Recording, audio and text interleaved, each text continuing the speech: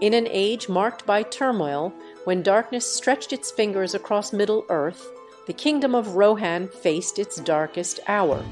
Helm Hammerhand, the burly and formidable ninth king of Rohan, ascended to the throne at a time when the wild men of the east, stirred by deeper evils, began to encroach upon the lands of the Horse Lords. King Helm, named for his crushing prowess in battle, where he wielded his fists as weapons, faced not only external foes, but also internal strife. His reign was blighted by betrayal and the looming shadow of the Dunlendings, a tribe of wild hillmen who harbored an ancient grudge against the Rohirrim. The Dunlendings were incited by the cunning Wolf, a man of mixed blood whose heart was twisted with the thirst for power and vengeance. As the dark clouds of war gathered, the winter that would come to bear Helm's name descended upon Rohan, fierce and unforgiving. This was not just a mere season. It was a relentless force that seemed to conspire with Rohan's enemies, gripping the land in frost and death. The great hall of Edoras was besieged, and Helm was forced to retreat to the ancient fortress of the Hornburg, which many now know as Helm's Deep. Here, amidst the towering walls steeped in the echoes of coming doom, Helm and his people endured. The siege was cruel and long, with famine and cold claiming as many lives as the sword.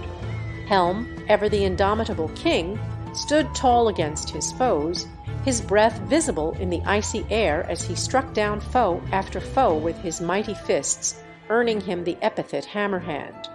Legend tells that in his greatest despair, Helm's voice could be heard through the wind, a haunting sound that melded with the howling of the storm. His spirit, unbroken even in the face of insurmountable odds, inspired his people to hold on, to fight on, even when hope seemed but a frail thing. Meanwhile, in Rohan's darkest hour, a light flickered in the form of Helm's nephew, Freyalof Hildesson. Unbeknownst to the besieged king, Freyalof gathered the scattered forces of Rohan, rallying those who had been driven into hiding farmers, shepherds, and warriors alike. As the winter began to thaw, and with it the grip of the Dunlendings, Freyalof led a desperate counterattack.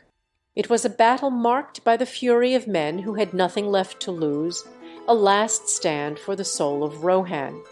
Against all odds, the Rohirrim broke the siege, driving Wulf and his forces back with a ferocity that would be sung of for ages. King Helm, however, did not live to see the spring that his resilience had sown. He was found standing, as if in defiance of death itself, in the deep crevices of Helm's Deep. But his legacy was a restored Rohan, a land that would heal and rise even mightier under the rule of Freyalof, the first of a new line.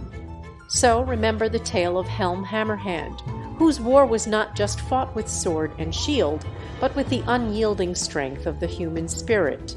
His story is a testament to the enduring courage of the Rohirrim, the horse lords of the north, who ride still in the imaginations of those who hear their tale.